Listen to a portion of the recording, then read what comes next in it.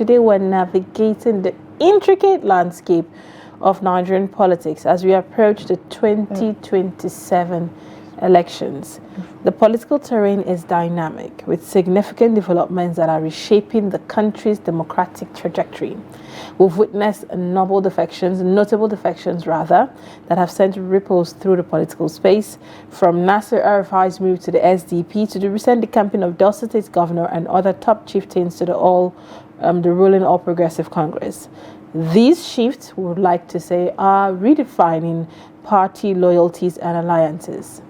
Meanwhile, INEC, on the other hand, has been driving electoral reforms to strengthen our democratic process. You have the INEC chairman who has emphasized the need for swift action to implement changes, and one significant reform is the extension of the timeline between party primaries and general elections from 60 days to 180 days, which has improved planning, reduced logistical issues. Additionally, INEC's domestic printing of ballot papers for the 2023 election marked a significant milestone in strengthening local capacity for election management. So, as we look forward to the 2027 elections, these developments will undoubtedly shape the political landscape. So joining us today to dissect these dynamics and more, we have Honorable Cletus Obun, a scholar, environmental activist, public affairs analyst, and former parliamentarian. Now, he'll be joining us this morning with his wealth of experience as a former Cross River State chairman of the Action Congress of Nigeria and a member of the 2023 APC Presidential Campaign Council. Honorable Obun will offer valuable insight into all that is playing out for the 2027 political dynamics. With him, we will explore these implications of the developments in the landscape, what they portend for our future democracy, from regional talks to electoral reforms. We'll delve into key issues that are shaping our politics. Thank you so much for joining us, Honorable. It's a pleasure having you this morning on the show. Thanks for having me on my maiden appearance on that show. All right. Thank you for being here. Let's go straight in. Before we started this segment, we're touching on electoral reforms, which is one of the things INEC is putting in.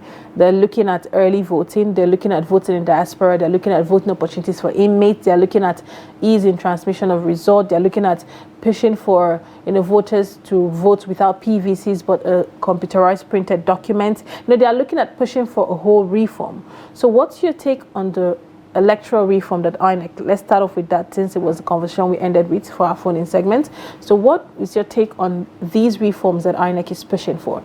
Nigerians in particular are skeptical about the early voting clause, saying that INEC might not have the ability. But as one who is vast in the landscape and you understand the political landscape, do you see that playing out in Nigeria, and what's your thoughts on the reforms that INEC is wanting to push out at this point in time? Well, let me say that I will commend INEC for being constantly on the move in terms of projecting into the future that Nigeria's electoral process should have and maintain. And secondly, also for constantly being proactive and reacting to realities of a daily and yearly electoral cycles. For each electoral cycle, especially the off-cycle elections, INEC brings up ideas, and meaning that it is ready to correct itself, to improve, which is commendable. Others will think that they can sit back on what they have and proceed. But what INEC has done is fantastic. So having commended them, what are the merits and demerits of all that is being proposed? In terms of the issue that you are dealing with, which is the inmates, the voting time between primaries and the main elections, staggered elections or one-day elections and all that. One day at a time, one step at a time. We are first of all deficient in our use of technology. If JAMB can make you write exam with 10, 20,000 children, sometime 1 million writing, why can't we use that model? Why are we using our ATM card that I got in Calabar? Why am I using it in Sokoto? And cannot use my card or my phone. I can transfer money to you now on my phone without going to the bank for the next 1 year. I don't need to go to the bank. So why can't I stay here and vote? Why didn't I go and queue? Why didn't I take the risk? So I think that if any reforms must take place, The presumption is that there will be exclusion of those who don't have access to phones and networks. Don't be deluded. And I have made this point long before today. My community where I come from does not have network. This is 2025, April 30th. You need to go to a farm, sit under one tree, climb under one mango to get network. Yeah. In Abuja here, I was coming into your studio. Somebody struggling to call me from Nyanya and saying the network is bad. In Nyanya, the metropolitan city of Nigeria. So if you have that kind of this thing, so technology becomes problematic. So, but on the face value, fantastic idea. Digitalize your electoral process and make it as easy as the banking people have done it for us, as the bankers have done. But in getting us to that point, there must be massive voter education because voter apathy is a major problem here. I was listening to one of your callers who called into your program and lamenting.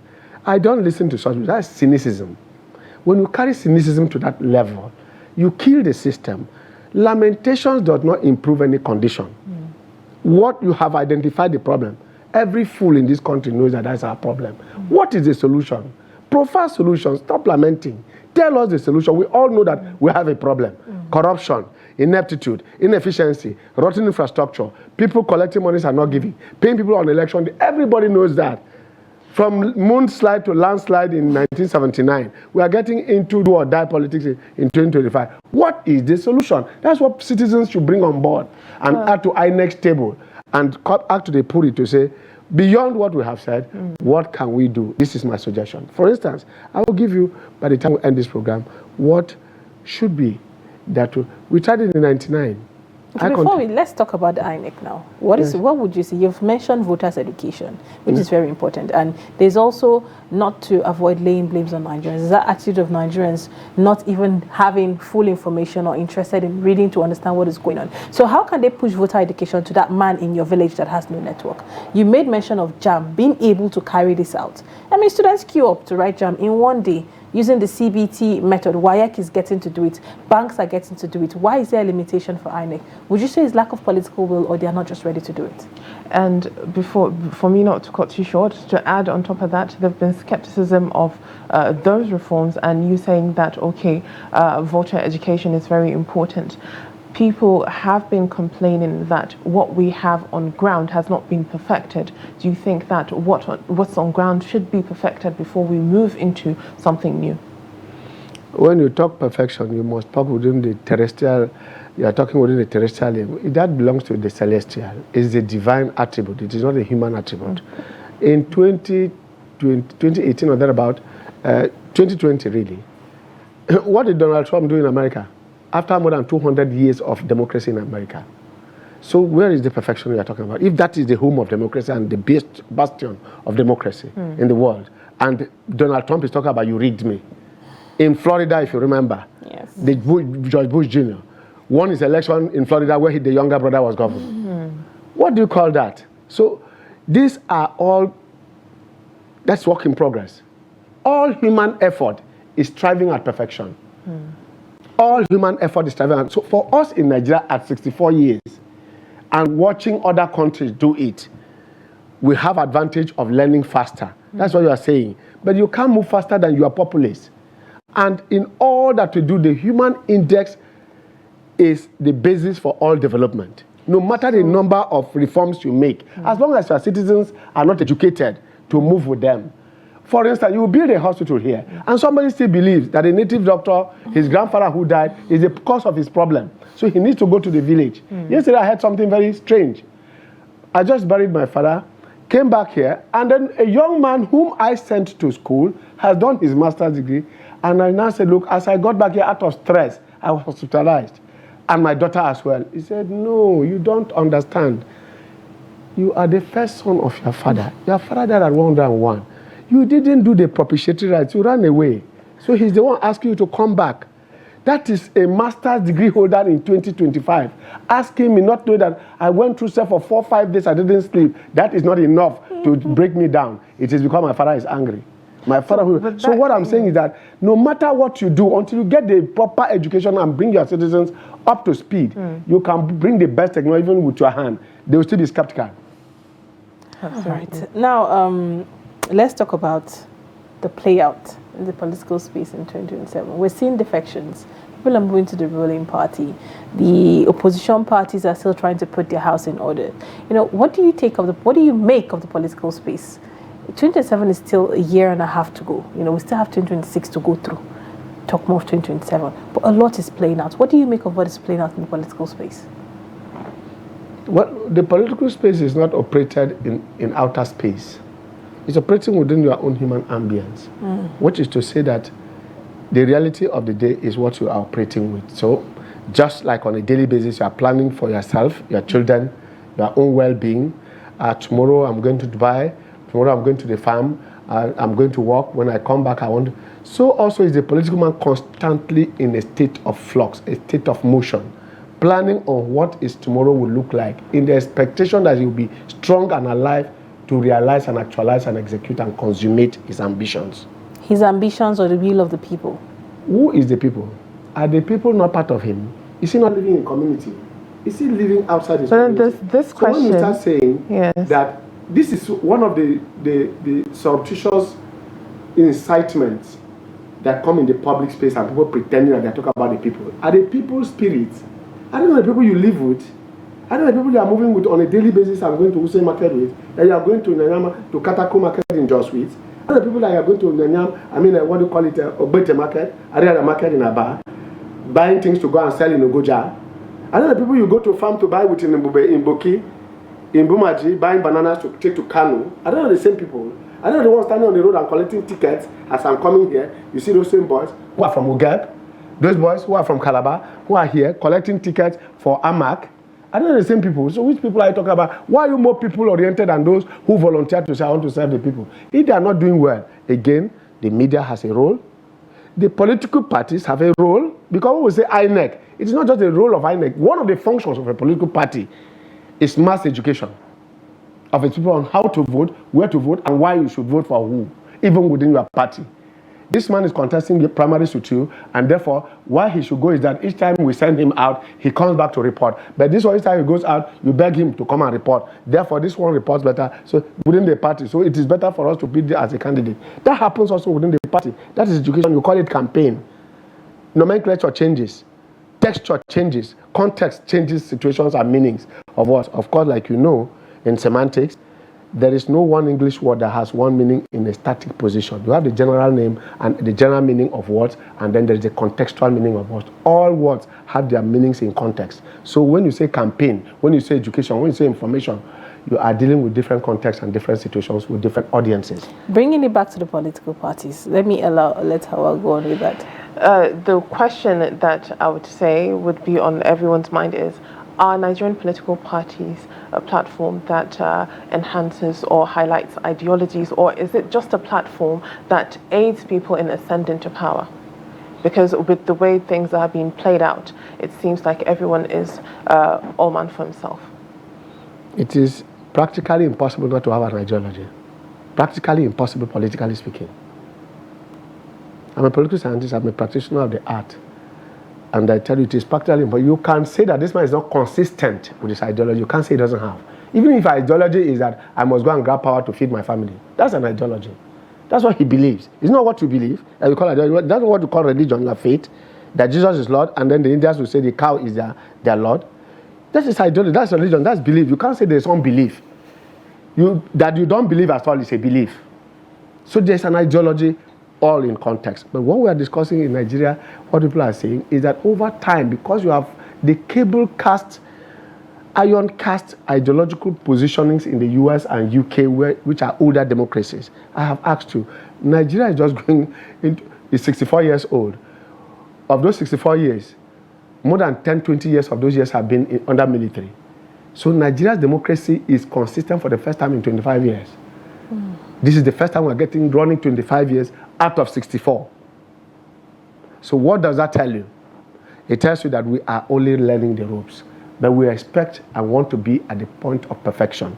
It is not difficult, it's impossible. So I want to say that Nigeria has advanced sufficiently. We held our first election in 1921. I remember a Ghanaian president who was brought here to deliver a lecture on electoral reforms. And he started the lecture by saying, how can I teach Nigeria elections when you started election more than 30 years before Ghana did its first election?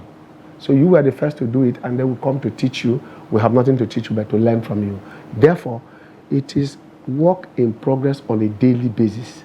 And like I started off, each election cycle brings to you more reforms. You remember in 99, they tell you that your election petition can last as long as the court can take it. So people will do election, and for 2 years you're in the tribunal.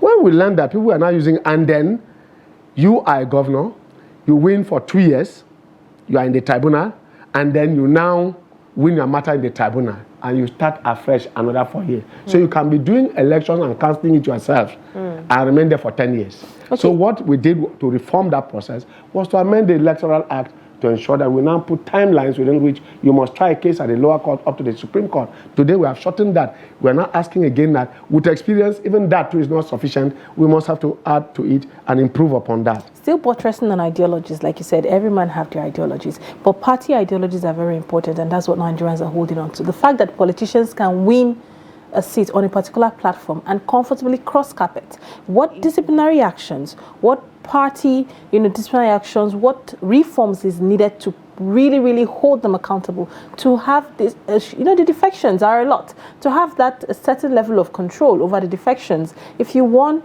a seat based on this party, you should be there, to rule the people. And what's your thought on that? What rules? You're a political scientist, like you said. Let me tell you something that when I come in the public space, I try, because we're talking to an audience that is not as technical as we are here. So I try to break it to the brass tacks. Yes, let us break it. So that is what I want to tell you now. So I will break it as much as possible.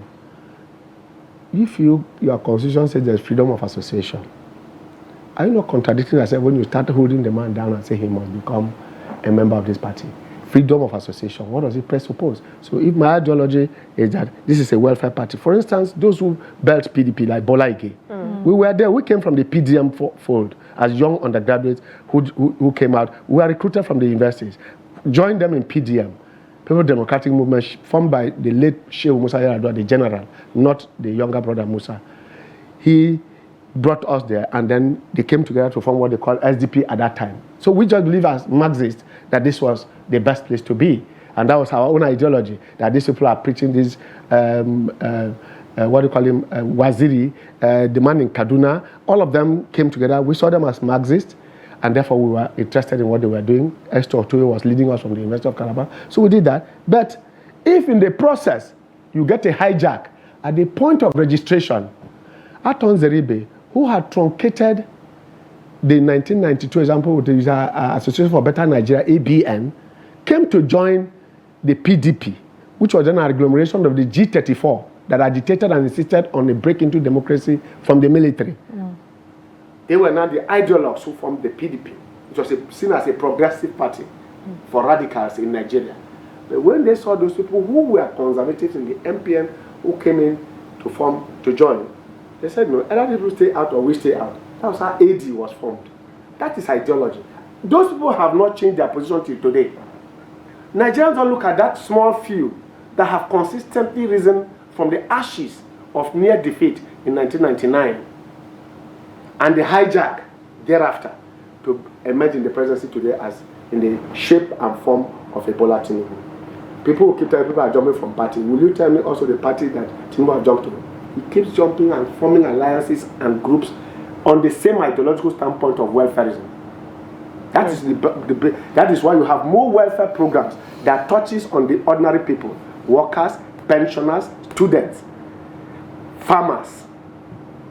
They are not just being mounted. They were documented as part of our manifesto. I was in President Campaign Council in the Public Affairs Committee communicating our ideology and our manifesto to the people. And one of the things we insisted on is that people must first count, not just infrastructure and election.